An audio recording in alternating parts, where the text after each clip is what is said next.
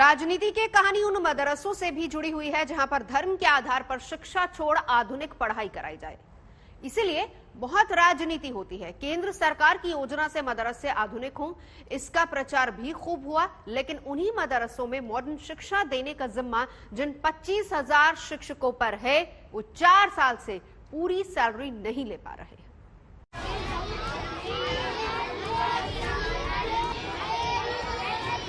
सियासत इस बात की देश में बहुत होती आई कि मदरसों में अब भी सिर्फ धर्म के आधार पर शिक्षा दी जाती है, इसीलिए मदरसों का आधुनिकीकरण हो। जब उन्हीं मदरसों को मॉडर्न शिक्षा लायक देने के लिए तैयार करने की योजना शुरू हुई, तो योजनाओं का बंटाधार कैसे होता है, गवाही आज शाइस्ता, नदीम और संतोष शुक्ला का परिवार देगा। अटल बिहारी वाजपेयी के प्रधानमंत्री रहते मदरसों में आधुनिक शिक्षा देने के लिए मदरसा आधुनिकीकरण योजना शुरुआत हुई। मकसद था मदरसों में धर्म की शिक्षा के साथ बच्चों को विज्ञान, भूगोल, गणित और कंप्यूटर पढ़ाया जाए। उत्तर प्रदेश में 8,500 मदरसा आधुनिकीकरण योजना में शामिल है। मदरसों में मॉडर्न एजुकेशन देने वाले 25,000 शिक्षकों को 4 साल से पूरी सैलरी नहीं मिली। 12,000 रुपए केंद्र सरकार देती है, 3,000 रुपए राज्य सरकार देती है। पूरी सैलरी हम लोगों की 15,000 है, मगर हम लोगों को सिर्फ 2017 के बाद से 3,000 रुपए में जीवन यापन करना पड़ रहा है। ये परिवार शाइस्ता का है, जो लखनऊ के पास मलिहाबाद में साइंस पढ़ाती है मदरसे में। 3 बेटियां हैं, सबसे छोटी बच्ची का इलाज चल रहा है। मदरसों में आधुनिक शिक्षा देने वाली शाइस्ता जैसी शिक्षकों की सैलरी में 2017-18 तक पूरा हिस्सा केंद्र को देना होता था। 2017 के बाद से वेतन का 60% हिस्सा केंद्र और 40% राज्य देंगे, ये तय हुआ। यूपी सरकार तो अपना हिस्सा देती आई, लेकिन दावा है पिछले 4 साल से 1 रुपए केंद्र के हिस्से से नहीं आया, तो सैलरी कभी पूरी नहीं मिली। 2017 के बाद से हम लोगों को केंद्र सरकार से जो 12,000 रुपए पर मंथ मिलता है, उसमें से कुछ भी नहीं मिला अभी तक। मतलब मदरसे के नाम पर सिर्फ राजनीति होगी।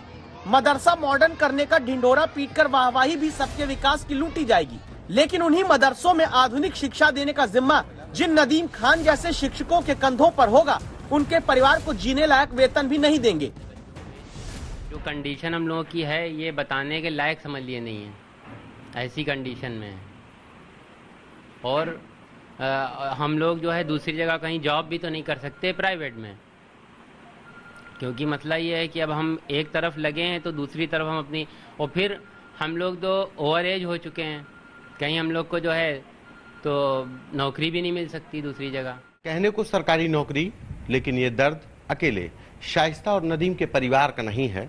उत्तर प्रदेश में ऐसे 25,000 शिक्षक हैं जिनको सालों से अपने मेहनत की कमाई का पैसा नहीं मिल पा रहा।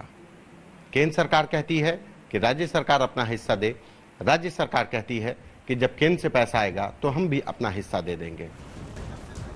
ये मत सोचिएगा कि यहाँ सिर्फ मुस्लिम नागरिक ही मदरसों में मॉडर्न शिक्षा देते हैं।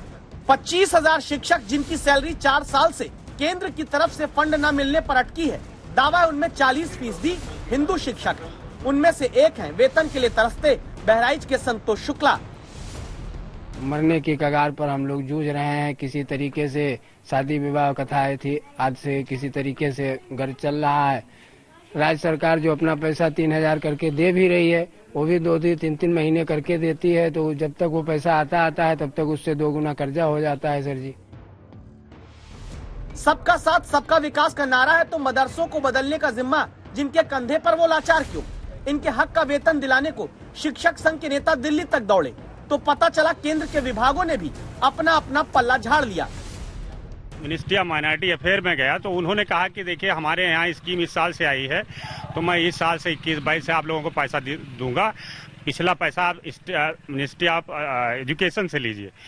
जब मिनिस्ट्री ऑफ एजुकेशन में गया सर, तो उन्होंने कहा कि आप लोगों का स्कीम हमारे यहाँ से ट्रांसफर हो गई है, आप मिनिस्ट्री ऑफ माइनॉरिटी अफेयर से पैसा लीजिए। बताइए 4 साल का जो पैसा हमारे टीचरों ने काम किया है, वो तो कोई देने के कहीं नहीं रहा है सर। माननीय मंत्री जी से भारत सरकार के प्रयास करूंगा, उनसे मिल करके इस समस्या से अवगत कराऊं और पैसे ले करके ला करके जो भी हमारे भाई बहन टीचर्स हैं जो पढ़ाई का काम कर रहे हैं, आधुनिकीकरण में बच्चों को शिक्षा दे रहे हैं, उनको सैलरी मिल जाए, ये हमारा प्रयास।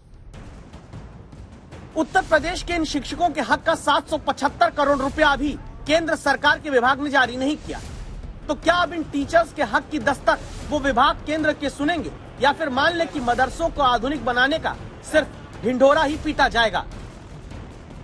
संतोष कुमार, लखनऊ आज तक।